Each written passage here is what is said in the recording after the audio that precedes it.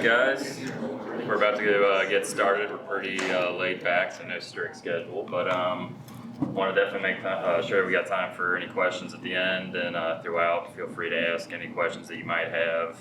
So glad we can do it in person this year, because I know last year we were all video and I was just sitting in a chair by myself, so I love that we can actually talk to each other now and we can feed off of each other. So please be a part of it, ask any questions you might have. Most of you probably don't know me. I'm Eric Hempleman. We have a small construction company around here that focuses primarily on historic roofing and box gutters. No better place to be because there are no lack of both of those around here.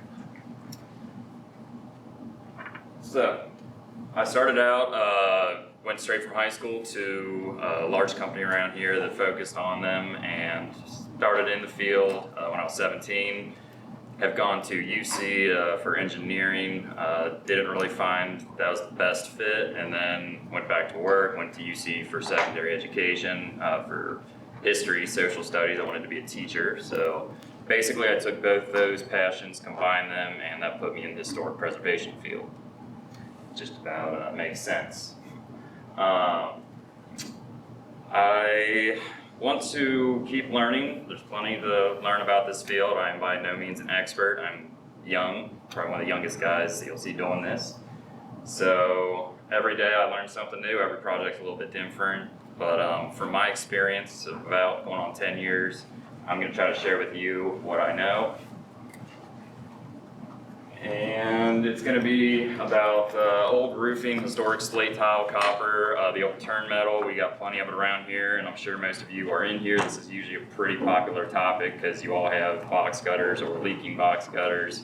It's very common. Just about every box gutter that hasn't been worked on in the last 10 years in Cincinnati and northern Kentucky is leaking, because if it's not done right, you're going to have issues. It's very simple, but also complicated. It's something that you could do, a DIYer could do, and we'll kind of go over it, but there's so many things that could go wrong with the process, whether it be the fabrication, the installation, like the soldering, that you're definitely going to want to have some help, or just don't dive into it by yourself. And an example of a box gutter, for those of you that don't know, is this is a project that we did in Bellevue back in February. A box gutter is basically just like the trough-like system at the bottom of your house.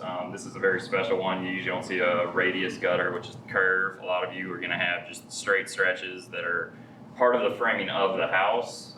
It goes back into the rafters, and that's what makes box gutters unique from other gutters. Usually these newer houses are going to have the 6-inch K-style gutters, like from Lowe's. It's going to be screwed on with 8-inch screws, and they say that you're good to go. But that system by no way is preferable, just because this is part of the framing. You can get up there, you can have 3 full-grown men in these things, and it's going to be fine. So it can hold all the ice that we saw in the last 2-3 winters. I mean, we've had so many issues with ice damming and gutters that these are built to take it, while the other ones are just ripping off. Also, these just the amount of water that they can take volume-wise, far superior. They don't get clogged up as easily. And if you have these on your house, a lot of contractors are going to come by and tell you just to take the Sawzall, cut off all the rafters, and put up these 6-inch. And that's really not even a cost-effective way. You're going to have to reframe the house if you're doing that. You're going to have to put new fascia board up. And again, I know Bob has touched on it a lot. If you guys were in here for the last one, that's just all going to a landfill, and that's totally unnecessary. We can restore this system by simply throwing a new metal liner in it. So common problems with box gutters, having the bad stigma of being complicated to work on and that they are expensive. Well, they can be, and especially expensive if you have a contractor come, fix it, and then in 2-3 years it's leaking because they didn't solder the seams right, it's caulked, it's not pitched right. One of the most popular things in this area is just putting fascia wrap, that aluminum ugly coil stock, over top of the sagging area, and then they'll just put rubbery PDM liners or some sort of like duct tape looking stuff in the box gutters, and that's just going to make the problem worse because it's hiding it. You don't see what's going on. The best way to fix a gutter and have it is so that everything's wood underneath and you just have a simple metal liner. That way you can see if there are any issues, nothing's hidden. And that way as well, you can see if it's sagging, because I know that's another big issue in the area. Is just about every porch around here is, sagging in the middle, and everyone just wants to get rid of the gutter and put a new pitch up because it's structurally reframing it and you have to go through the whole 9 yards. Well, if you do it right and pitch it right, then it's a system that's going to last 50 to 100 years, as it has, because a lot of the houses are the old 1800s, early 1900s, and they've lasted this long. So just some examples, picture-wise, is the one on the left you can see is just a sag. This is one that we actually were just doing in Cincinnati 2 weeks ago. You can see how it's pretty common. It doesn't look like there's a whole lot wrong with it until you look close. Right here is where you can see a sag over top of a window, and on the coil stock you can see a lot of watermarks. It's pretty common that you'll see, where it overflows, and a lot of you have that issue right now where one point or the other is not going to the downspout, but the water just overflows off the side.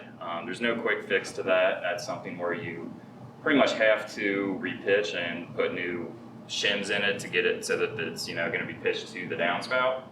As you can see in this one, the downspout's all the way on the left. It's pulling up over here, and it's such a common problem that people just, again, rip off the box gutters thinking there's something wrong with them. In a little bit, I believe we'll have some pictures of when we ripped into that, and you'll see the rotten wood that was inside, because what that aluminum's doing is it looks fairly aesthetic. I mean, nothing really looks wrong if you're just looking up, but that's just hiding a lot of rotten wood, and the amount of layers that were in that system, I believe there were like 4 or 5 layers of metal and tar and that duct tape stuff. That's just going to hold water, it's going to hold moisture, and that's just going to make the wood repair that much more when we go to fix it. We all know the price of wood right now. I mean, you're talking a couple, maybe an extra $1,000 in wood repair if you neglect this. So it's something that you want to stay on top of. If you think you have an issue, you should probably get it addressed, especially if you have the aluminum or vinyl soffit with that aluminum fascia wrap, because that's a pretty good indicator that they're hiding something. And then that picture on the right is a soldered seam. You can see that it has busted. And there's only one thing that could really go wrong for water intrusion on a box gutter to actually penetrate it, and that's a seam busting. Now, if you have something like that happening, you're going to see water stains probably in your house, depending on where the bust is. Sometimes if this is like the edge of the box gutter on the outside, it might just be going through the soffit, so you might not see it in your house. You're going to see a lot of rotten beadboard, the decorative part underneath. So you might not have an indicator right off the hand, but if it's back towards the house, all the water that's coming off of your roof is going into that gutter, and the volume of water is pretty great. I mean, especially during a heavy rain, you can have a hole in the box gutter right here. Technologically not advanced, folks. All of your water that's over here coming down off that is supposed to be going to that downspout. So if you have a hole towards the downspout, the volume of water, if you've ever seen the lake shooting into your house, it's a lot of water. And whether it be plaster, drywall, whatever, it's going to shoot back in there. It's going to be more to repair the interior, plus you have to do the exterior. So it's something that if you have box gutters, if you have any indication of a leak, get it addressed, take care of it before it causes not just the more woodwork on the outside, but a lot more inside. So for maintaining box gutters, there can be quite a few things that go into it, depending on if you have like a turn metal, which a lot of the old box gutters in this area, which I'm guessing a lot of you are from around here, they're going to be the old turn metal, or they're going to be steel. The one picture that I just had up a second ago, on that side, that's a steel box gutter that they painted it too soon. You have to let the steel weather because it has like a coating from the factory. And if you paint it right away, it's not going to stick. So that's what happened there, and that's why you can see that black paint didn't stick very well. But maintaining box gutters, what you want to do is you want to make sure that if it is some sort of metal that doesn't prevent rust, like copper, you don't have to paint it because it has an oxidation feature that keeps it from rusting. But if it is some sort of steel or turn metal, the most important thing that you can do is paint it, maintain it, keep it clean. If you have trees overhead, something like that, you're gonna have a lot of leaves in it, and those leaves are gonna trap moisture up there. So you're gonna want to keep the box cutters clean, because if you have excessive amounts of water up there, what happens when you have, any sort of metal outside with water? It's gonna rust, and if it just rains and dries, it's not gonna rust nearly as fast if it's just sitting there holding water. So in a minute, I think I'll show a slide that has, just your basic maintenance. This is a hunk of whatever that we pulled out of a drop tube that was a little bit too small, and that's another thing that we'll get to. This is one that was just right up here in Newport. We cleaned out, and that was the neighbors. I was nice enough to clean out the neighbors, even though they didn't pay me. Just step right over. But you can see it's just basic stuff. They get dirty, go up there 3-4 times a year, probably seasonal changes, something like that, or as needed, and clean them out from leaves, the little helicopters, whatever you got. Depending on your house, it's going to be circumstantial. If you have a giant tree over it, you might have to clean it 6 times a year or something. If you don't have any tree in sight, still get up there at least once a year and check it out. Quick question, those stuff Yeah. here have been painted out there or something? So this one is, I believe that one is painted with whatever, some Henry's coating, something like that. But this one right here is a blown up picture. That is copper. So the cool thing about copper, like I said, you don't have to paint it. You really don't have to maintain it. If I install a copper liner on your home, it's going to be a lifetime warranty. It's going to be 50+ years, and if it's done right, where it's not nailed down, if it can, expand and contract freely, it's a laissez-faire system. You'll never have to touch it except for cleaning it out. Now with the other ones like that, you're going to have to go up there and you're going to have to paint it like 3 to 5 years apart, something like that. Once you install the metal, you need to paint it about a year after you install it, 6 months to a year, so that that coating is off and the paint will actually stick. But then you're gonna have to do it after that year, every like 3 to 5 years. So financially, I would suggest taking the lead and just going with copper, which I know there's a shortage right now with everything else in the industry. So it is kind of hard to get copper, but if you can, 100% advise going with that, because you're gonna spend that much more money, whether it be, an extra $1,000 every 3 months or every 3 years to paint it. I mean, you want something that's gonna last, and nothing lasts as well as copper does. So the one thing about this picture and the system that I would highly recommend, which I did, was throw a screen in there. This is like a 2-inch downspout. It's a little bit small. That got clogged up really easily, and it's, as simple as throwing a little screen in there, something like that, a mesh, anything to keep it from getting clogged up. Because that right there, what was happening was downspouts way down there, and they had a leak on the edge of the house, and they were like, oh my god, we gotta repitch the box cutters, it's gonna be thousands of dollars. Just keep it clean, and it flowed fine. But if you do end up finding yourself having to upgrade it, if you have standing water, if you have the pitch totally off, don't panic. It's not as expensive as you think. It pays off. Like I said, it's a system that can last anywhere from 30 to 50 years. Some people are going to say, well, you can just add a drop tube wherever it's sagging. Highly recommend not doing that. Unless you plan on doing new gutters within 6 months or something like that, and you're going to do like a temporary fix because you have water, overflowing every time. Don't punch holes in a box cutter. It's just more places for water to come through. I will sometimes offer to do that, like I said, just as a temporary fix if we're gonna go ahead and go and do a new liner, something like that. But for the most part, don't do rubber liners, don't do any sort of like EPDM or TPO or that peel and seal DIY stuff. Don't let Chuck in a truck pull up to your house and say he can fix box cutters with rubber. Because what that does is that's just going to hold moisture in between the rubber and the metal, and it's just going to make that metal rust out that much faster. And even though it's a pond liner and EPDM is like designed to hold water, they're not going to install right. It always leaks within 2-3 years, and you're going to have, again, an extra $1,000 or more in wood repair because this is something that you've covered up, and now out of sight, out of mind. 5 years later, your box cutter's falling off your house because the water was still getting in, rotting out the wood, and it's going to be quite the issue. So again, This is one that I just threw a ladder up on the other day, and same thing. The pitch is wrong, and you can see where it's ponding. There was a downspout at the very far end. Usually the downspouts are, there might be one on each end. A lot of the times, if it's like a 30 or 40 foot stretch, there's only one downspout, and you have to go to the far end if it's pitched right. Now these, you can see that they did the old linings and everything that didn't work very well. You can see that this is the coil stock aluminum wrap. That's all temporary fix, but the problem's still there. Excuse me.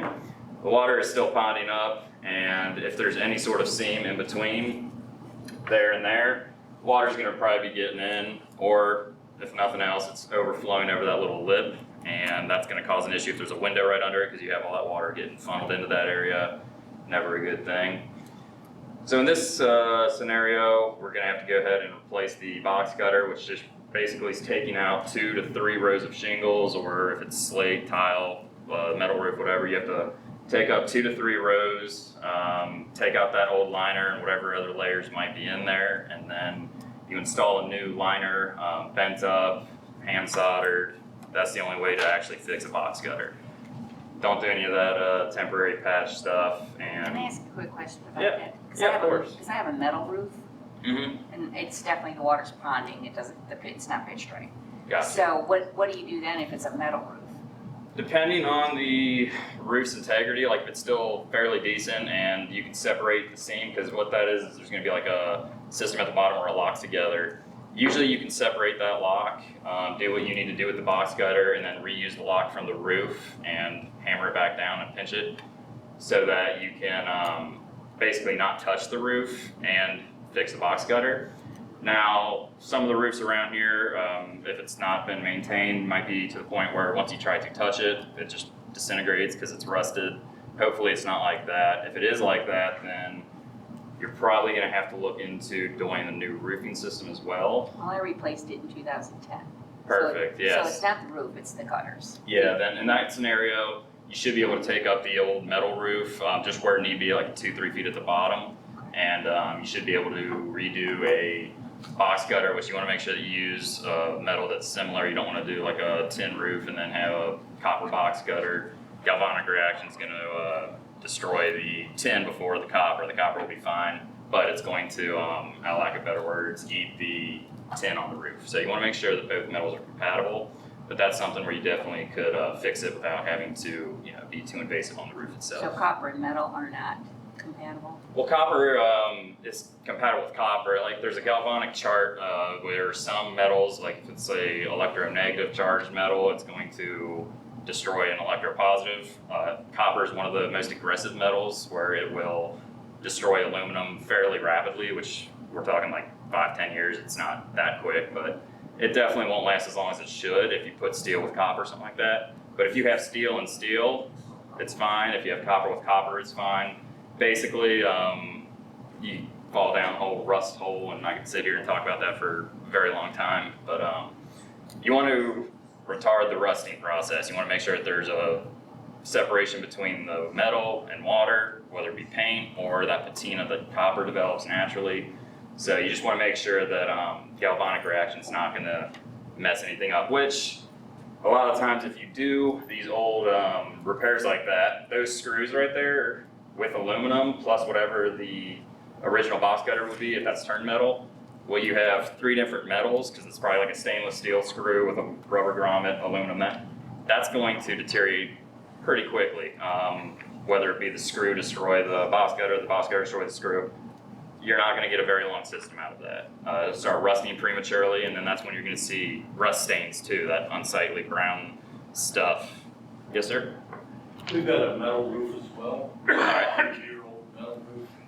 I've had a contractor look at redoing the box gutters, and what he's gonna do is cut the new metal up under the old metal. And he said it would be impossible to solder that, because that old metal, it just wouldn't take the solder.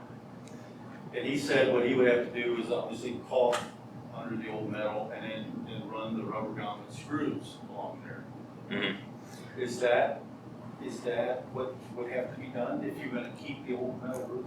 Depending on the type of metal and everything and the age of it, if it's a relatively newer roof, you might be able to take a wire wheel and clean it to the point where you can solder it. If you have like a Resibond steel as an example I'll use because it's a very common metal that you can get from like Cork and Steel or some of the manufacturers around here. If it's Resibond and you take Resibond as a gutter and put the two together, you might be able to clean like with a wire wheel on a drill, like a, kind of like a stainless or a bristle pad, something like that. Like if you can clean it to the point where you get it down to like fresh metal, you might be able to solder it, but there's not a good chance of that, or it's at least very difficult and you can't really trust that you cleaned it that well. And if you take too much off the top of that metal, then that's going to kind of degrade the integrity of the roof. So the best thing to do would probably be something like that, but I would try to do some sort of locking system. If there's any way to like cleat the box gutter to the roof. So basically, again, that little system where you got like the roof coming down and then you got the box gutter coming up. If you can like clamp those together and do some sort of sealant in that seam, that would be the best system. One problem with that is contractors will put screws through the box gutter and then the box gutter can't move a whole lot. And that's where, quite a while ago, that one seam that was busted, I don't know if you guys noticed, there was a nail that was sticking up through that seam. That's a big no-no. You don't want to nail box gutters. It's a weird thing. You're like, how do I install it without nailing it? You want to make it so that it can move. So you do that system where, you got the cleat where the metals aren't screwed together, but they're clamped down so it can still kind of move at the top. And I'll show you in a little bit. I do a drip edge on the front that locks, like the box gutter goes over and holds it, but it's not screwed to it. So the box gutter actually isn't nailed to the roof anywhere. It can totally move.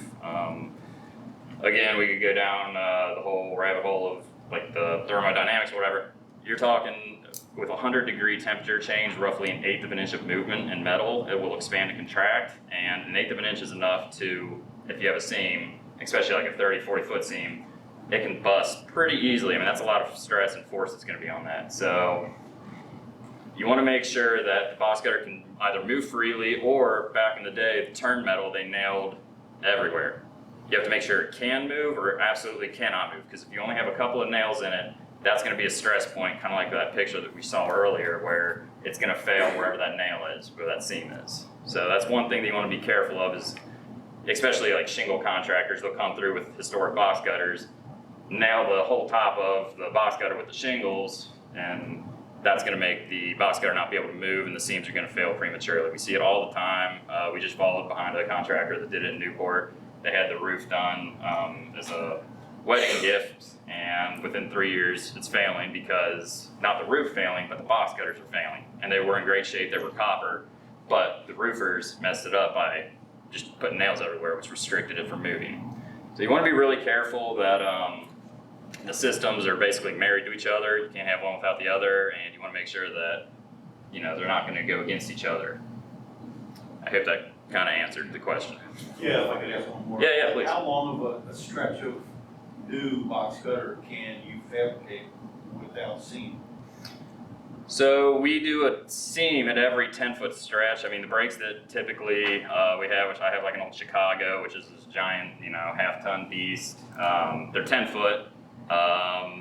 Really, you don't see 12-foot brakes too often. So most contractors are going to do 10-foot sections of metal, and I'll show you that in a little bit too. I have a picture, but without having an expansion joint, which is kind of like a break in the roof. Like if you have a 35-foot stretch, you're all right to just do one stretch. But if you have, let's say 40 to 45 might be pushing it, you're going to want to put an expansion joint in there so that the roof can, again, expand and contract. If you get too long of a stretch, then it's going to be moving everywhere and it's going to bust in the middle.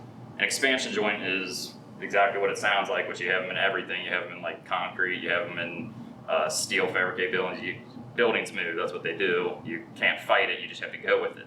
So the expansion joint's designed to do that, and about every 45 feet you should have an expansion joint. That's kind of pushing it. And again, it depends on the type of metal, because you can use 16-ounce copper or you can use 20-ounce copper. If you're doing like a huge church with like a 65-foot stretch, something like that, you're going to want to use thicker metal because it's going to be a little bit more integral. It's going to be a little bit sturdier. Residential houses, usually you're going to see 16-ounce copper or Resibon steel, which I'm not sure what gauge, I think 24 gauge perhaps.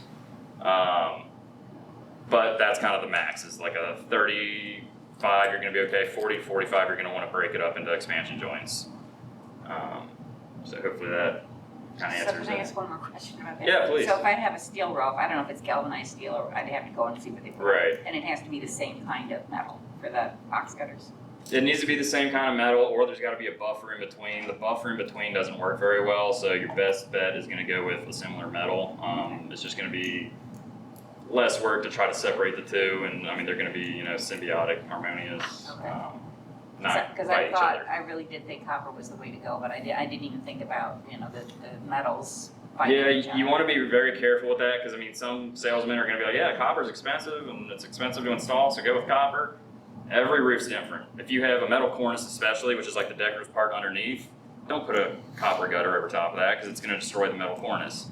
You want to make sure that the metals are compatible. You don't just wanna go with, you know, the high end, thinking it's the high end. Now, if it's wood underneath and there's no galvanic reaction to downspouts, you can do copper, stuff like that, go with copper. I would highly suggest it, cause again, hands-free, you don't have to deal with it down the road. As far as a salvageable system goes, this is just gonna talk about how you can coat, if you have like a metal box cutter that's draining fine, that's just kind of the maintenance, staying on top of it, making sure that it doesn't rust. You can do that now. I wouldn't just use any paint that you can find, like even Rust-Oleum's fine, there's nothing really wrong with it, but if you're getting up there and it's on a 40-foot roof, get up there as few times as you can. Use like a premium sealant, like a silicone, is one that we use a lot. It's a GE product called Enduris, ENDURIS, Enduris 4500. It's gonna be almost like a spreadable caulk, but it's not, you know, a caulk. It's a paint. It's gonna be premium. You get like a 15 to 20 year warranty through the manufacturer if applied right. Which again, be careful about chucking a truck, pulling up and just slapping something on your box cutters and leaving, because it needs to be pressure washed, it needs to be cleaned, it needs to be installed right. Because if not, you're just gonna see where the couple slides ago that paint didn't stick because the metal was too new or it wasn't clean.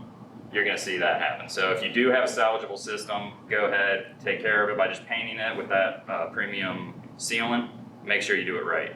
That's a big problem. It's not just a primer, That's not a primer, and I have, you know, use a primer, use a premium exterior metal paint, that's fine. That's just a coating that I would prefer to use, because it is a thicker silicone, so like it goes on, I'm not even sure, about 2 millimeters thick, something like that. It goes on a little bit thicker than your average paint, it's gonna last longer, it almost as a protective barrier in its own right.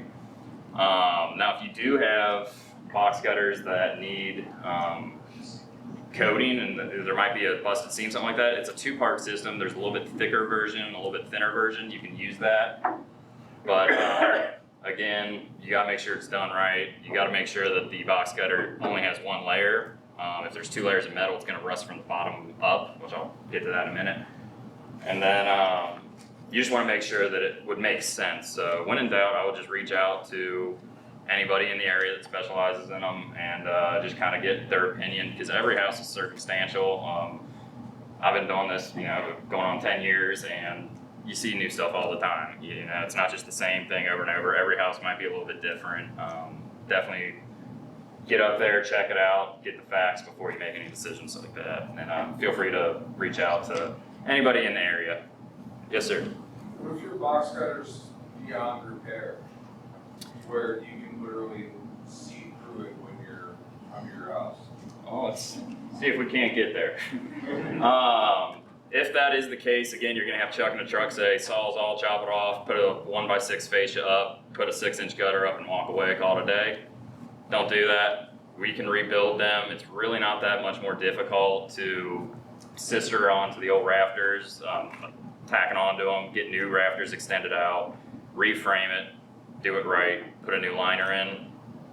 You have to reframe the roof a little bit anyways, and I mean, you might not be able to. I know like in Norwood, in some areas you just can't do that. You have to get permits, and you have to make sure that it would be okay, because if you cut them off and then you're in a historic district, something like that, And we're required to You got- build them. yeah, you gotta put it back up. So you definitely don't want to install a 6-inch gutter and then find out you gotta take that down and do a box cutter. But if you do have to reline the box cutter, and I don't even have a video, this is an old presentation. You guys have been driving me crazy with the storms that just happened. I haven't even read this. I haven't been home in like 4 days, so give me a second.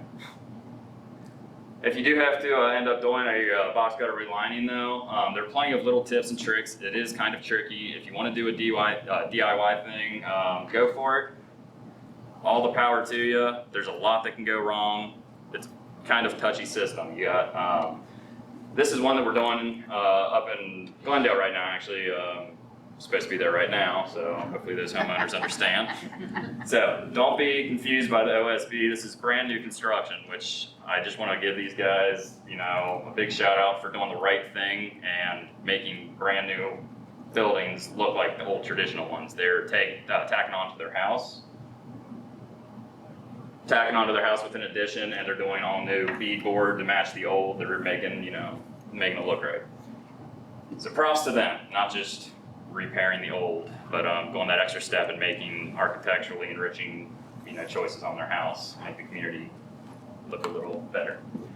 But again, this is that 10-foot section thing we were talking about. If you're gonna have to reline your box cutters, you're gonna do 10-foot sections. So you could do 8-foot, you could do whatever, but most contractors are gonna do 10-foot sections broken up with hand soldered seams. This is that Resibond steel that I was talking about. You have a couple of options. You can do copper, you can do stainless steel, which I personally think is a little bit unsightly. It kind of looks like your dishwasher with that, you know, ungodly bright look. And everything's very different when it comes to soldering too. One of the easiest things to do is stick with what most contractors are gonna know, which is gonna be this Resibond or copper. If you're gonna try to do this yourself, again, good luck. There's a lot that you could do wrong. You could use copper flux with stainless steel. You could use stainless steel flux with Resibond. You're gonna do things that little tips and trade secrets are gonna make a lot easier. So this is that coating that I was talking about, where if you try to paint this right now, it's not gonna stick. What we had to do, we took acetone, which some people use muriatic acid, to clean that factory coating. You do it on the front and that's the back. That's just one of those gutters flipped upside down. You want to clean the front and the back of those seams very well so that you can rivet them together. Make sure that you don't have any of that residue from the factory coating in between, because when you go to solder, you're heating that up, it's going to melt, it's going to come up through where your rivets are, it's going to be imperfections and impurities that are going to basically retard your solder process. It's going to create little voids and holes and potentially hairline fractures and cracks, like where water is going to get through on that seam. So it's really important that it's clean, and I tell people it's about 90% of the work of these box cutters is this phase right here. This is, I believe, yeah, that's after it's soldered, but 90% of it's going to be the fabrication, the metal work, the cleaning and everything. And if you do it right when you go to solder, it's going to solder extremely easily. The majority of the work is using, again, the right flux and all that, because flux is basically just going to kind of guide the solder on where it's going to go. It's going to use like capillary attraction to slowly creep where it needs to go in between those two pieces of metal, because you're not welding them or anything like that. You're not creating a new bond necessarily in between those metals. You're just filling the void between them with solder. So that's the process that you go with. And then again, this is like a front lip where we do a drip edge. I'm not sure if I have it detailed. You can see the drip edge is on there. And then you pull this forward, wrap it around that, and that way it can move around. This is one that I haven't nailed to the roof yet because it's supposed to be there right now. I don't even think the right end cap's on it. But what we'll do is we'll cleat that on there. So you like cut little tabs in it, put that piece of metal on there, hammer the two down so that they kind of are like holding hands, and then nail that down so that the box cutter again can move. That's a 34, 33 foot stretch. So it's okay to do that all in one, and it's going to be pitched to the far side. Any questions real quick on that process of, you know, soldering it together, riveting it, making sure the metal's tight? Yeah. Like what? Is there a special kind of soldering? Like I have a, you know, electronic soldering thing at home. Like you probably wouldn't use that kind of thing, I assume. So they have all sorts of different guns and ones that you can use. A famous or a popular one now is going to be like a gas-powered handheld torch. And again, you can go to Cork and Steel or a local supplier. They're really friendly. If you go in there and tell them what you're doing, they're gonna advise you on the right products and everything. Some people are gonna use that handheld torch, the gas one. Some people are gonna use electric. My favorite is this little pot right here. Back in the day, they used to put charcoal in that. That's a propane powered one. And you're basically heating up these old irons that are in there. It's if anyone's ever seen like the old-fashioned soldering iron with the wooden handle, it's just a copper head. That's what I use. I look like an Amish guy pulling up to your house in a pickup truck, but I use old-fashioned tools because that's the way it was done. Why I use that is because you have a lot more control with heat when you're using those. You can regulate, put in the fire. If you're using an electric one, then you're just gonna go off of the factory settings. You might be able to tweak it a little bit, but one thing that I found, especially if you're doing a lot of soldering in February, if it's cold metal in the middle of February, that electric iron is not gonna work very well, especially with steel. Now it might work better with copper because copper conducts heat a lot better. So you might get away with using something like that, but you really need to just regulate the heat, and it's all about perfecting that, kind of getting used to it. And I haven't perfected it. I mean, it's hard to do. I mean, you learn every day and you get better with every time that you do it. But you want to be right around, I think, 320 degrees might be like the lowest lead-based solder. You want to get to about 420 for the liquidus phase of like a lead tin solder, which is a common one. You want those irons to be about 600 degrees, 650 degrees, and the best way to do that is to be able to put it all the way back in that little furnace or on the edge of the furnace. You can choose the size of the iron. It's kind of touchy. You get a feel for it down the road as you're doing it, but you can't use like a electronic soldering iron, something like a little tiny one, something like that. So, any other questions about that process? Or? How do you keep from burning the wood underneath? So that right there, usually I put it on scaffolding, something like that. I mean, you're definitely gonna, go take an OSHA course. You want to learn about, safety, workplace safety, all that. That little pot is great. There's some that go right on top of the propane tank and screw on top, so that just goes to show you don't get a lot of heat down here. The flame is controlled in that little furnace, and then it comes out the top. You got a fire extinguisher in the truck, make sure you got something nearby. Never had anything happen. I've heard of things happening.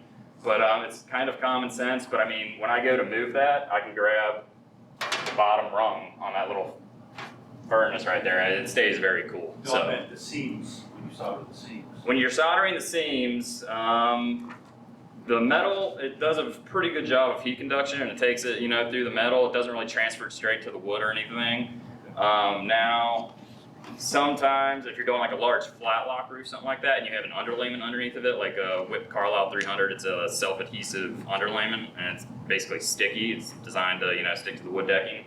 If you're doing a large project like that, you put rosin paper in between the two so that you're not gonna have that stuff seeping up, because that will kind of come up through the solder seams. But wood itself, you can go ahead and you're not sitting there holding the iron on it for 10 minutes. You gotta, keep putting it back in the fire pot and everything. So it's not like you're gonna have burn marks on the wood or anything like that when you take the iron up. Any other questions? Cool. Trying to do good on time here. The process of relining the box cutters, again, anybody can do it. And then again, it's very difficult and it takes practice. I am an advocate of, somewhere in the middle. If I can do it, I know that anybody can. Fresh out of high school when I started, and you pick it up quick, but it's all experience. It's practical in-field experience. Now I've got to give a shout out to Christopher Myers again for starting that community school that's going to teach these trades, because that's what we need. Is we need people that can do it. People going into the workforce, because it's not that specialized. We can have anybody do it. People coming out of high school, they need good careers. They need paths. This is a great one to get into because there's a lot of specialized knowledge, and it's not hard to get. There are plenty of books about it. I highly suggest the Slate Roof Bible. If any of you have ever wanted to dive further into the subject, it's going to go into that galvanic reaction, all that. And fun fact, you don't have to be that smart to do this. You don't have to know that flux came from a Latin word that means to flow, and it's going to help your solder flow where it needs to go. You don't need to know the 420 degree melting point of solder. A lot of guys don't, but it really helps to dive into it, and it's something that I'm passionate about. So if you look for the knowledge, it's out there, and if you start doing it, you learn pretty quick. When it comes to soldering, that's something that it's just experience and practice. So I don't know what the question was. I don't even know where I am right now.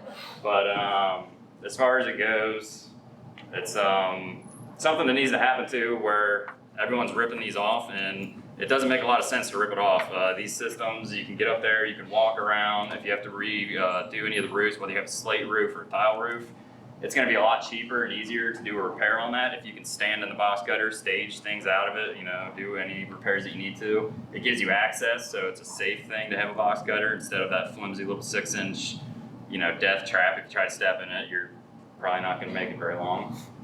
But it's something too where, this area, the history of it is insane. We had Grant walking around on the streets, and we've had all these people here, and these buildings are the buildings that were here, a lot of them, when that was happening. It's something that we need to do to preserve the area, because it's pretty obvious when you tear a chimney down or when you tear gutters off that that house has been altered. And I think it's our job to preserve it the way that it was, not just for our sake and our enjoyment. You take a walk down Park Avenue in Newport, gorgeous historic row. You got the trees overhead, you got all the houses with architectural detail. That's something that we want to preserve. Otherwise, you might as well just walk down a subdivision of new properties. It's not that enriching. Yeah, I hope that answers some questions. Hopefully time-wise I'm doing pretty good. If anybody has questions, yeah, please. We're about to buy a house in 1885 All right. construction. We're doing the inspection process without digging into the basement. All right. And the inspector suggested that the possibility was that the box cutter was leaking Mm-hmm. and that the water was then falling into the ground. Right. Does that make sense? Yeah, if a box cutter is leaking in the box cutter itself, it's usually going to be very visible with plaster or something like that on the second floor right next to it. But a common problem that a lot of people don't think about is if you do have the ground graded towards your house or just not graded away, and that box cutter is overflowing, whether it be because it's sagging or because it's clogged, that's going to go down over, it's going to aggressively hit the pavement, whatever you got, and if it's hitting up against, brick, something like that, it's going to deteriorate that. Plus, that water is going to go seep into, it's probably like a stone basement or something. Yes. A lot of these older houses have that, so you're going to have a lot of water permeance going in, and it's going to be a wet basement, and you're going to be like, okay, I don't know what to do about this. Box cutter is probably the first place to look. Or the downspout, because a lot of times downspouts will be busted, and they might be shooting water, or the little clay flue that goes into the ground to tie into the water system, that might be busted, so it's important to look at that too. Would it also be like a slope correction? Yeah, if it is overflowing in the middle and not going to a downspout, it could be one of the two things where it's clogged up, kind of like one, and you just need to clear the downspout, make sure it stays clear.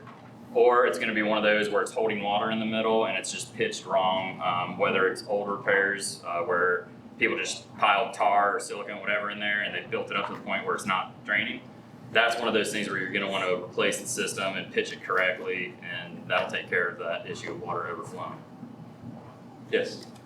We're about to be having our roof done soon. Mhm. Do we need to get someone to come look at the box cutters before that's done, or? What's your roof on that? Is it like an asphalt shingle or? Gotcha. Again, the biggest thing I would recommend, they're having their roof done. I would check out the box cutters, make sure they're in good shape before, because if you do a new roof and then you find out the box cutters are leaking, we got to take up 2 to 3 rows of your new roof. That kind of defeats the purpose. You want to make sure that the box cutter is in good shape first. Once it is in good shape, you want to make sure that the roofers aren't going to do anything like nailing the, heck out of that bottom row where the metal is, because that might restrict the movement. So I would make it so that the person installing the roof knows not to nail in that strip. Like they can nail a little bit high and then seal the bottom of the shingle so it's not nailed through the metal. That's what I always do when I go in them. How far, what should we call? You're basically just making so that the first row might be nailed just a little bit high, and then sealing the bottom so that it won't be flapping. It's not going to be caught in the wind, but you don't want the nails to go through that metal lip of the box cutter. So that you can install so that you skip the first course of nailing like where you normally would, nail a little bit high, and then that shingle is still going to be nailed in, and you nail normally after that. but it's not nailed to that box cutter. And then I know your company does this, but I'm sure you're booked probably far out. Do you recommend any, do you have like a list of other people you would recommend? Or? It's hard to find good people. Yeah, we work with a lot of contractors. There are a lot of smaller guys in the area that do this stuff, and they're pretty reputable. Now, the most important thing is just ask questions about this, and I know it's hard to do because the homeowners don't know everything about it, and that's why they're asking roofing contractors. But you kind of want to quiz a little bit a contractor just to see that they even know what they're talking about, because Chuck in the truck might say, well, this is okay, and then do that, half, no bad words here, repair, and it might not be the right thing. So you just want to kind of talk to them, see if they're going to repitch or if they're just going to coat. If they're just coating over a system and it's like overflowing, that's already a red flag. You want to make sure that they're going to, actually correct the structural part and make sure, like, whether it be shims or whatever, it's going to drain. Make sure the rafters are in good shape, stuff like that. Hope that helps. And yeah, give us a call. We're more than happy to come out and take a look. And if it's something that we can't do just because of timing, then I have, a lot of contractors that I would highly recommend that I subcontract to. They're great. Definitely, call around, get some opinions, and like I said, it's all circumstantial, so each house is a little bit different.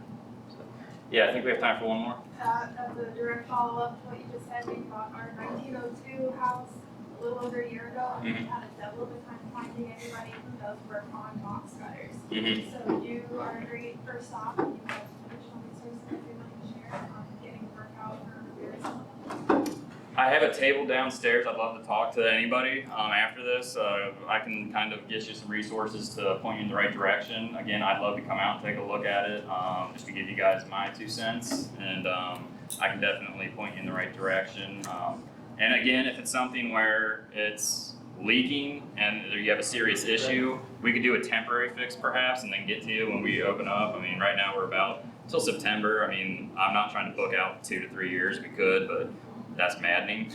So we're somewhat reasonable. We can get to you this year, but we could probably do a temporary fix to help until then. Yeah, Chris? So do you take photos, or like, can we send you photos and get some advice from you, like what the situation looks like? Yeah, definitely. I actually really would appreciate that. You said, can you send photos?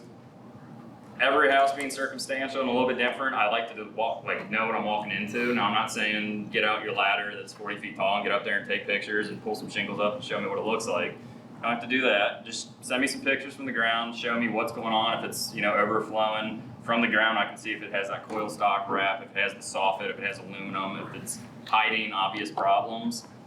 I have a very good idea going into it. You're probably going to have to rebuild portions of it or repitch it. But yeah, I'm out in the field every day, so I would highly appreciate, for time's sake, if somebody wants to text me over an image or email me an image, just get me familiar with the project beforehand. Do you have your contact information on a slide so we can take a picture of it, or could you put it up on the board? I did not come prepared. Oh, you're there? Come down to that table downstairs. I have some cards. I can get you guys my number. Would definitely love to talk to anybody, everybody that has any sort of issue. And like I said, feel free to bombard my inbox. I'll get to you. This is you in this here, right? Yeah, I believe I am in the brochure. Is there a number in there? Or? Yeah. Cool. Yeah, so in that brochure for Hempleman Contracting, there is a number. Again, I'm totally unfamiliar with what's going on. So if I may real quick, so Yeah. I'm with Nothing Protected Restoration Weekend. We want to thank Eric Hempleman for being a sponsor for this event. He does have a booth downstairs in the cafeteria space, so please go check him out. Thank you so much for your time, Eric. Thank you. Thank you all.